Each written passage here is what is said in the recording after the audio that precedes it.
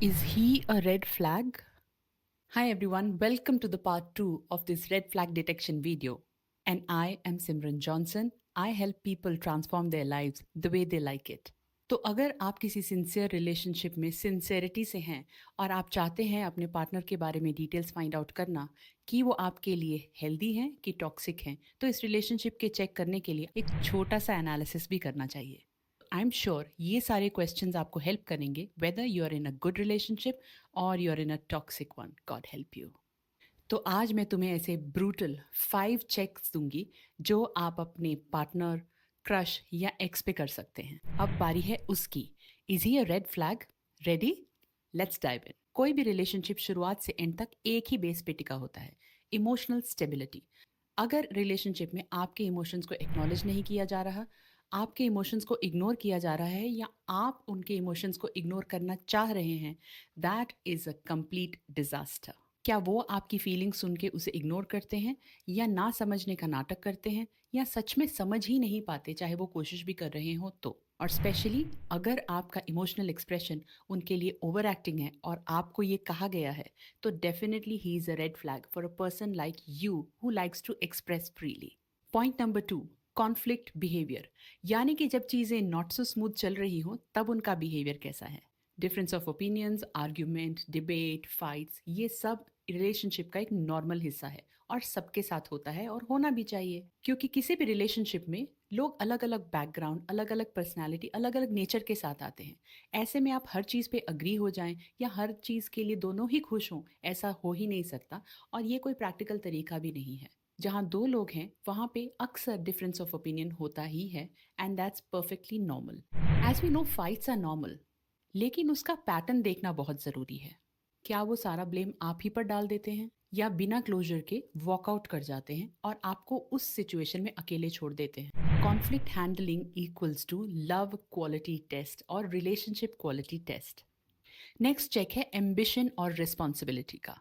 कुछ तो मैं अपने एक्सपीरियंस से बता रही हूँ, कुछ शायद आप में से कई लोगों ने एक्सपीरियंस किया होगा, तो मुझे प्लीज कमेंट में बताइए। रेड फ्लैग तब होता है जब उनके पास ना तो कोई एम्बिशन हो, ना ही कोई ड्रीम और ना ही कोई रिस्पॉन्सिबिलिटी लेने का डिजायर। वो शायद इस रिलेशनशिप में सिर्फ कन्वीनियंस और कंफर्ट के लिए हैं और चाहते हैं कि सारा भार आप उठाएं, सब चीज़ें आप मैनेज करें और उनको कंफर्ट प्रोवाइड करें, क्योंकि वो एक केयर फ्री इंसान है। गर्ल्स रिमेंबर, एक इंसान जो अपनी लाइफ मैनेज नहीं कर पाता हो, वो आपकी लाइफ की रिस्पॉन्सिबिलिटी लेकर उसे कभी मैनेज नहीं करेगा। मैं ये नहीं कह रही हूँ कि सिर्फ आदमियों को सारी रिस्पॉन्सिबिलिटी लेनी चाहिए और गर्ल्स को सिर्फ कन्वीनियंस मिलनी चाहिए।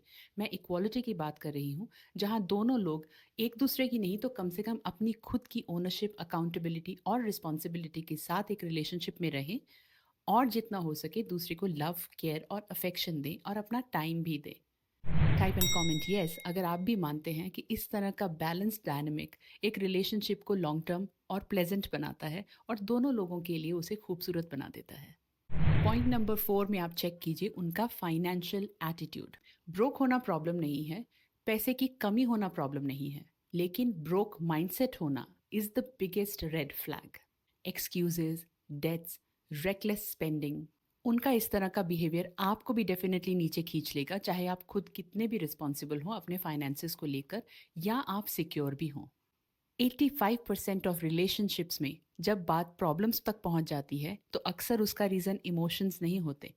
आप अगर डीपर लेवल पे देखेंगे तो वहाँ पर रिस्पॉन्सिबिलिटी और फाइनेंस वो ऐसी एक रीज़न निकल कर आते हैं जिसके बारे में लोग शायद कभी ध्यान भी नहीं देते। नेक्स्ट आपको चेक करना चाहिए रिस्पेक्ट एंड वैल्यूज़।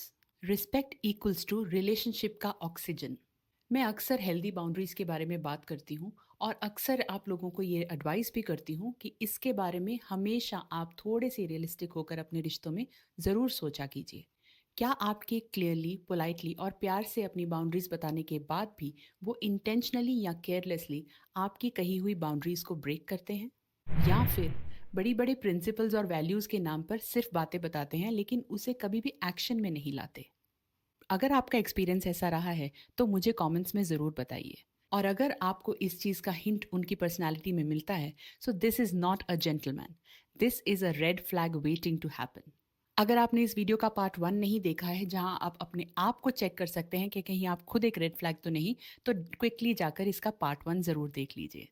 और अगर आपने उनको भी टेस्ट किया है और अपने आप को भी टेस्ट किया है, दोनों ही रेड फ्लैग निकले, तो हार्ट ब्रेक तो बस थोड़ी देर का ही सवाल है। और अगर आप में से कोई एक भी रेड फ्लैग निकला, चाहे वो आप खुद हैं या वो, इसमें हमारे प्यार से ज़िम्मेदारी बनती है कि हम उन्हें हेल्प करें और ये एक्सप्रेस करें और उन्हें बताएं कि कहीं ये छोटी-छोटी चीज़ें जो मेरे अंदर या आपके अंदर खराब चल रही हैं, आगे बढ़कर बड़ी-बड़ी बातें ना बन जाएँ। और क्या हम इसे रिज़ॉल्व करने के लिए कुछ कर सकते हैं?